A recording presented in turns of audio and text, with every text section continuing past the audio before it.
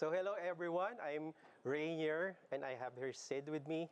We'll be talking about Databricks as the backbone of MLOps. So we're from Globe Telecom and we're happy to see you this afternoon. Okay, just a bit about my career journey.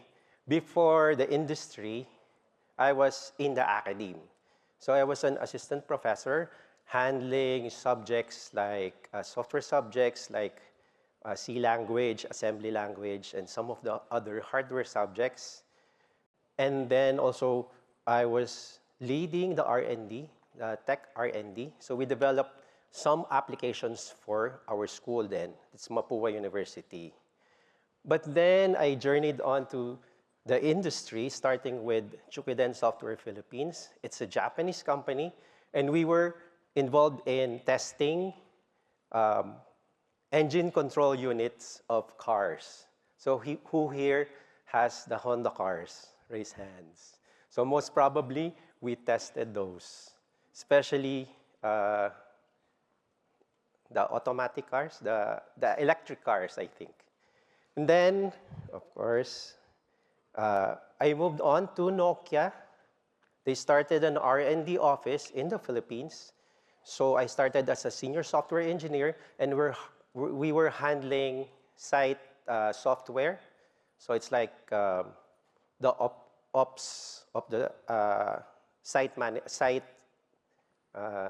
hardware. So I also handled site competence development management, incorporating, of course, the latest tech and learning on the side. But sadly, R&D closed in the Philippines. It was transferred to another Asian country. Maybe you could guess what that is. I have a short stint with Quaset. So this is asset management, still software development, and currently I'm working in Globe. So this is the first time that I was handling or involved in data and AI. I'm now leading a group, an MLOps group. We are 10 in the group, and we're so happy working in Globe. Okay, what's the game plan for this afternoon? So I want to introduce you to more details about Globe, who we are, and how AI matters to a country like ours. We're from the Philippines, by the way. I will show you the journey in ML from the traditional to what we have now. Then we will show you the proof of our POCs and projects that we did, experimentations that we've done to streamline our processes and improve or create impact as well. Then we will go under the hood, seeing the architecture and the improvements done. And lastly, the road ahead, the plans that we will do starting this year up to next year, CI/CD, govern the feature store, and scaling to Gen AI, because we have those use cases as well. Okay, so let me start with the Philippines. A show of hands, who here knows where the Philippines is located? Oh, quite a lot. Yes, you get a prize.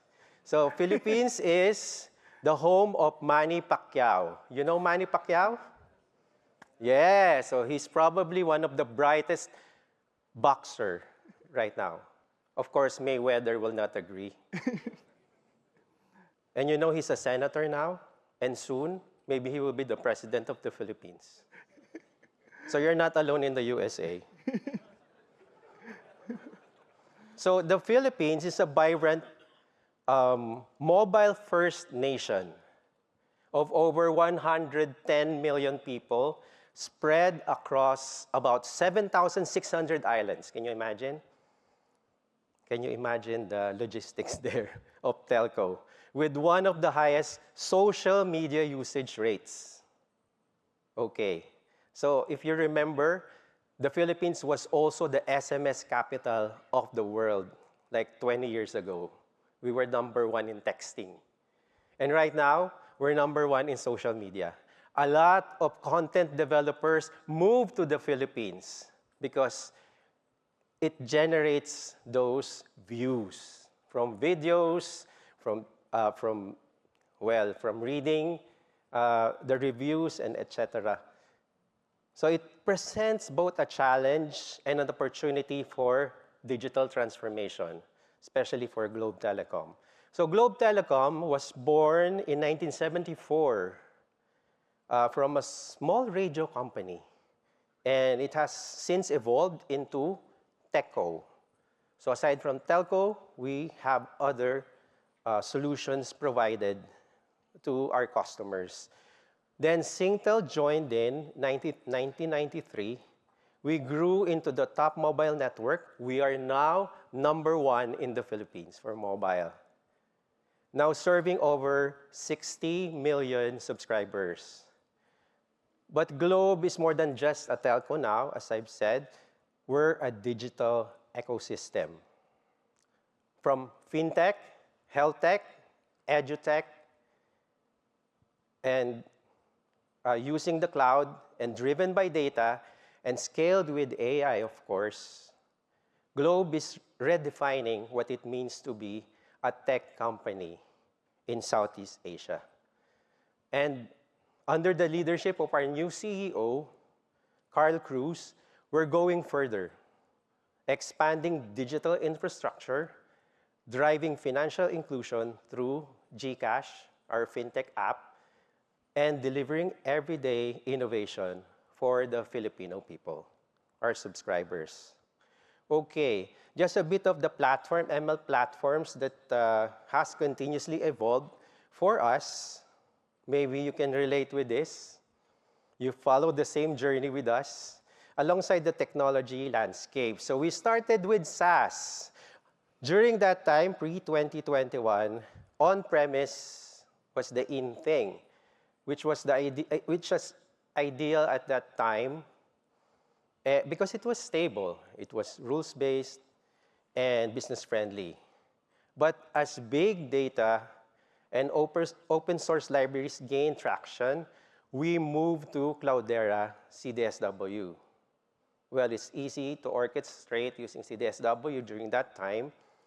We leverage its distributed compute capabilities for Python-based models. Then came the cloud shift. So we all know this. We adopted Snowflake for scalable data storage, SageMaker for managed model training, and Airflow for our orchestration. But, you know, it gives us flexibility, but created some fragmentation in the process across the different platforms. But now, we're bringing it all together in Databricks, unifying everything in Databricks, but still there's some Snowflake there for our data lake, combining orchestration, training, and inferencing into one platform that's collaborative, production-grade, and fully cloud-native. Okay, let me now go to Globe's journey to knowing our customers. It's always been our credo to understand our customers 360 degrees. Starting in 2017, we began with a traditional segmentation, things like predicting affluence, the life stage of our subscribers. From there, we deepened our view through behaviors like multi-SIM use, content interests, household roles, and even fixed mobile convergences.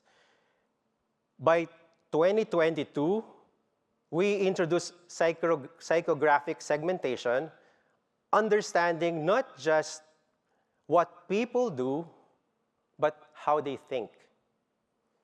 This expanded into ecosystem-level insights in 2023, identifying shared affinities across fintech, health, and education. And in 2024, we have integrated Globe group-wide digital IDs across services like Consulta MD, which is health tech, and GCash, which is fintech, enabling us to deliver through 360 customer understanding, which helps us also serve our customers better. Now I will talk about some of the use cases that's creating impact for us as a company. First being Interest AI. So Interest AI is our use case for understanding our mobile subscribers, or what the mobile subscribers care about. Based on the websites they visit, we use models like universal sentence encoding and Markov chains to categorize these interests, detect emerging trends, and group users into behavioral segments. The data powers personalized marketing at scale. So it helps out with the marketing. It helps us tailor offers given to our subscribers in their lifestyle, content integrated into our broader AI stack for customer value and targeting use cases. Second one is the next best offer. So it transforms how we engage customers by delivering AI-driven personalized promotion with the highest likelihood of accepting the promos. Instead of relying on manual business rules, the model applies contextual bandits, a reinforcement learning technique, to learn which offers resonate best with each of our subscribers. It pulls from rich data sources, including subscription behavior, offer features, and target-based dynamics. And since launch, it has delivered around 7 million quarterly ROI, driven by smart offer matching, and the key benefit including boosting campaign effectiveness, improving customer retention with timely offers, and expanding targeting scope beyond the rigid rule sets. And the last one is airtime loans propensity. Okay, so this use case predicts which subscribers are most likely to repay airtime loans. So we offer loans to our subscribers, and using behavioral, location, and top-up data with models like logistic regression, so simple models, and gradient boosting, we are able to boost revenue by around $100,000 monthly through smarter risk assessment, expanding eligibility to high-potential borrowers, and drive retention by keeping users engaged throughout the whole process of the rewards and loans. Okay, this is our MLOps maturity model. When we started, we created this, basing it into, or from the existing maturity model of Microsoft and other companies as well. We tailor it to our own processes, and this maps how our capabilities evolve as we scale both in value and process maturity. We began in 2024 at level 1. So during this time, we have assets like ML pipelines, we already have that, but we started creating model canvases that outlines or summarizes what models or use cases we have. And we place some monitoring in place. Okay, so our 2024 goal then was to reach level 3, which is automated, enabling the retraining process. So we created some POCs for that, feature store, and centralized registries, model registries that reduce manual work. And we reached that end of 2024. And looking ahead to 2025, we aim to reach, of course, the highest level, which is continuously improved, where models adapt over time. retrain automatically, and are optimized iteratively, unlocking maximum value for the business. And with Databricks, we know that this is possible. Before moving to Databricks, we ran into real challenges with our previous stack. On the MLOps side, we faced platform overhead, package limitation, and minimal logging from Airflow, which is a pain point. For model development, tools felt really clunky, AutoML was restrictive, and resources were limited, which slowed us down.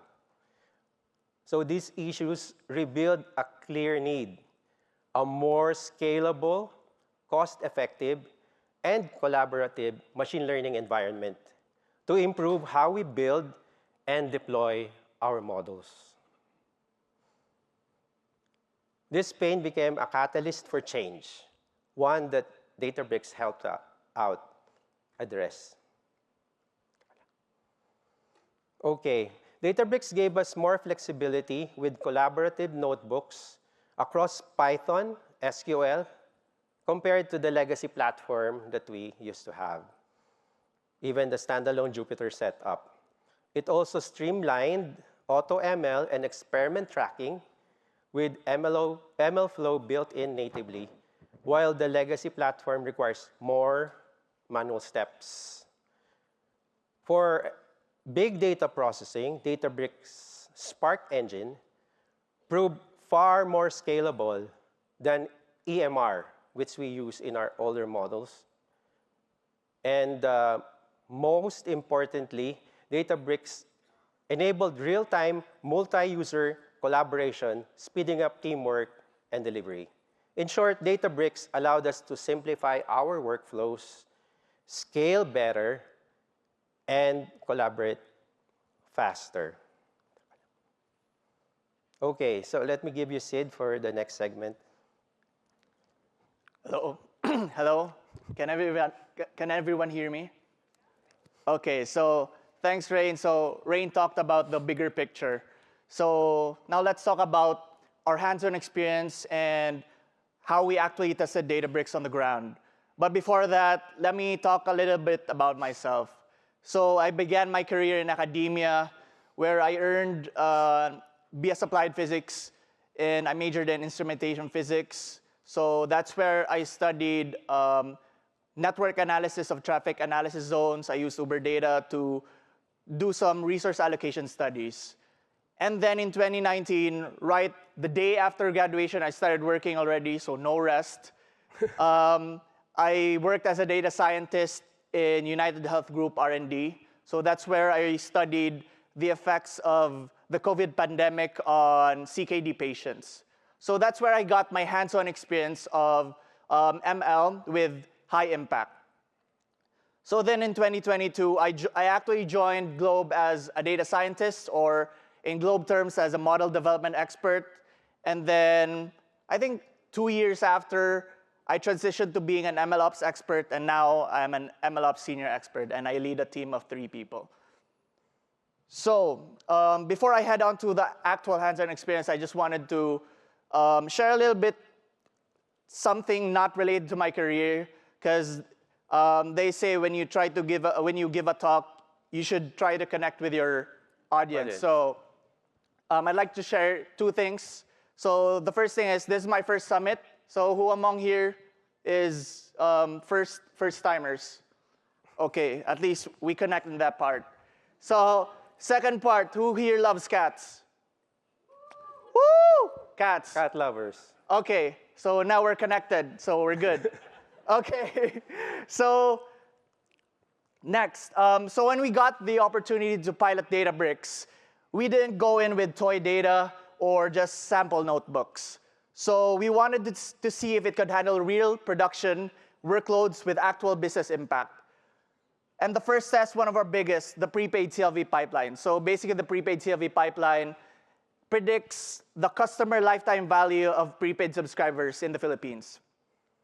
So for this use case, we were working with over 30 million rows. And each row needed its own exponential smoothing model. So that's how it was designed. And that's basically 30 million tiny models, which on our legacy platform, as you can see, it lasts 16 hours. So imagine if it went wrong halfway, so you'd have to wait another 16 hours, right? So that was such a hassle. So when we ported the exact same logic to Databricks, we wrapped the forecasting into a Spark UDF. That's all we did. And thanks to Spark's distributed compute, the whole workload finished in just 35 minutes. That's a 28 times speed up using the same instance type. And after seeing that kind of performance gain, we tried another high-impact pipeline. This time, the multi-simmer model. So this time, this also uses 30 million rows. And in the legacy platform, it runs 1 hour.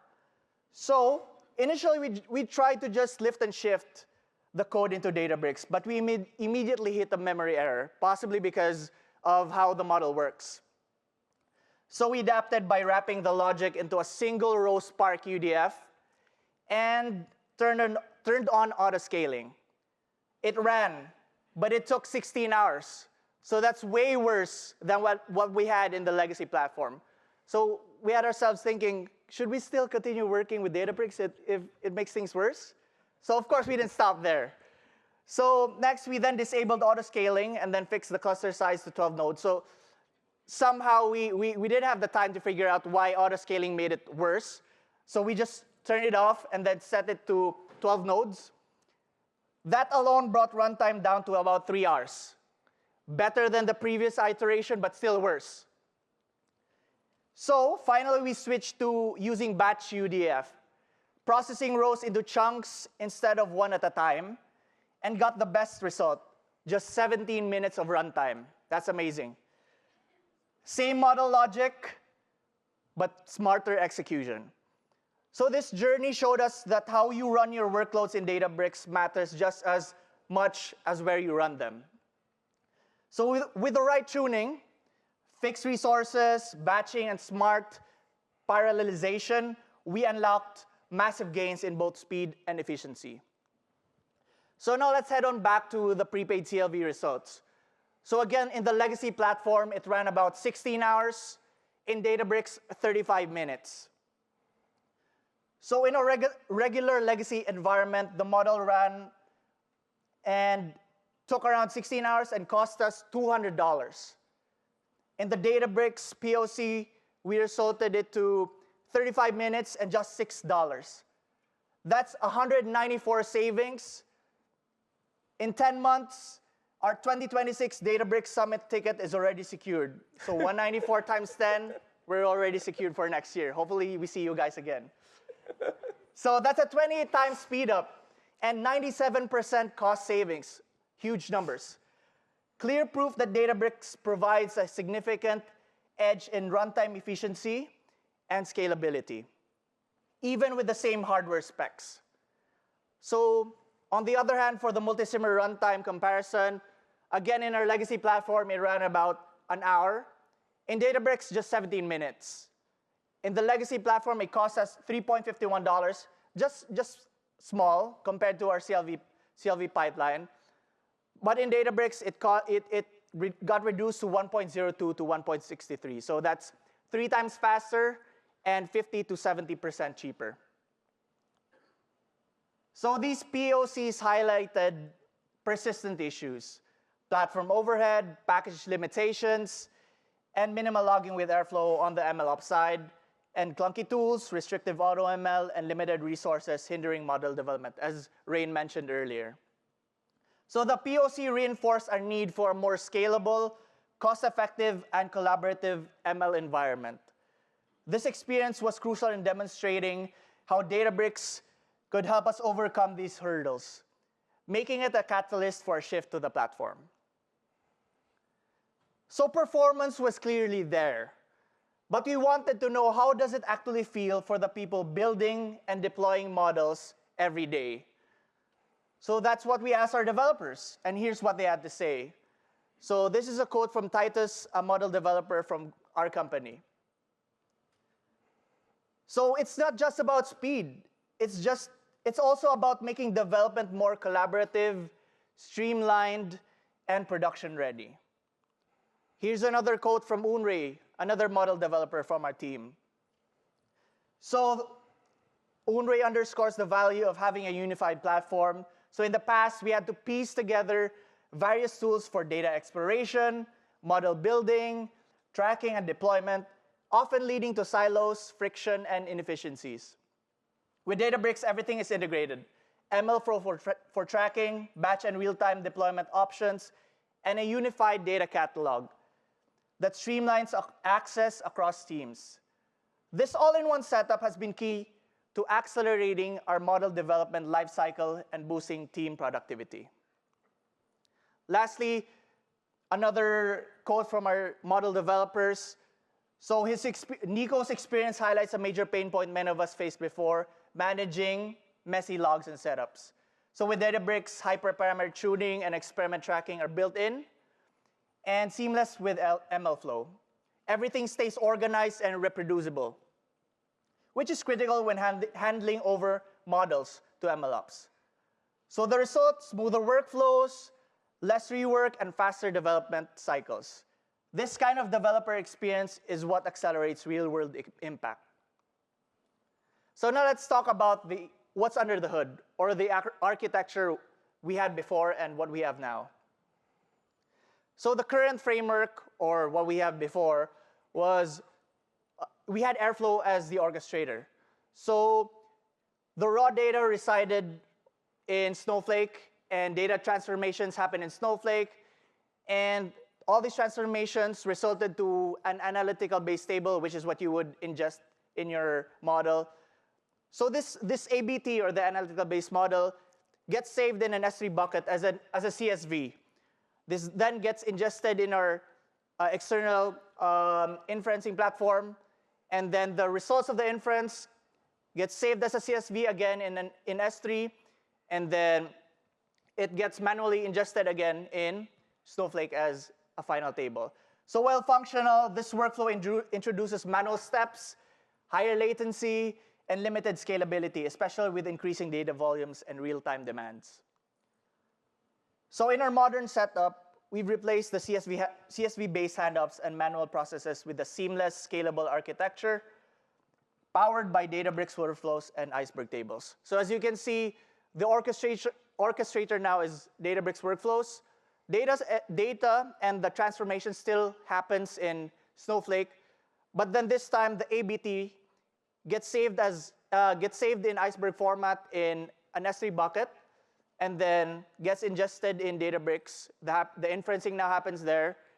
The inference table gets saved also in Iceberg. So this inference table is automatically accessible in Snowflake as an external table, eliminating manual steps and ensuring real-time availability to business users. So this framework delivers automation, scalability, and cost efficiency, setting the foundation for batch scoring, feature streaming, and for feature streaming use cases and Gen AI integration.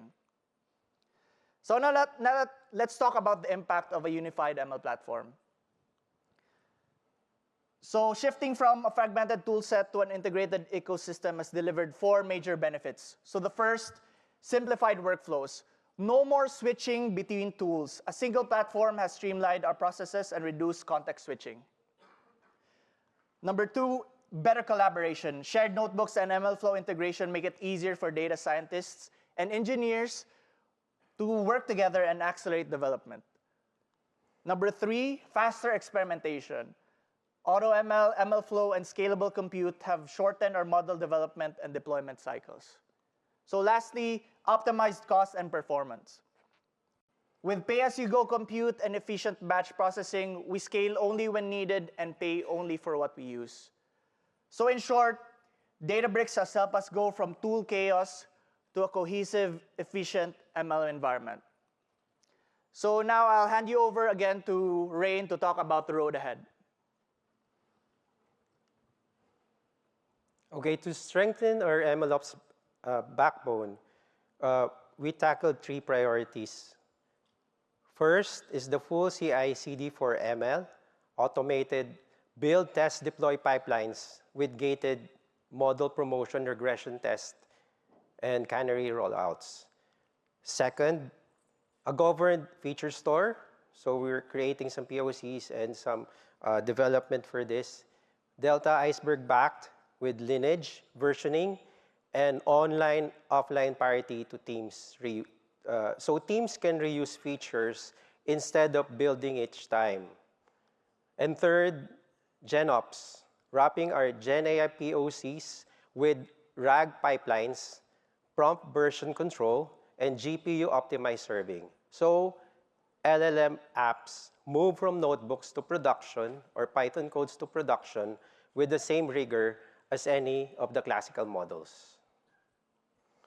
Let me introduce you to an LLM model that we have now.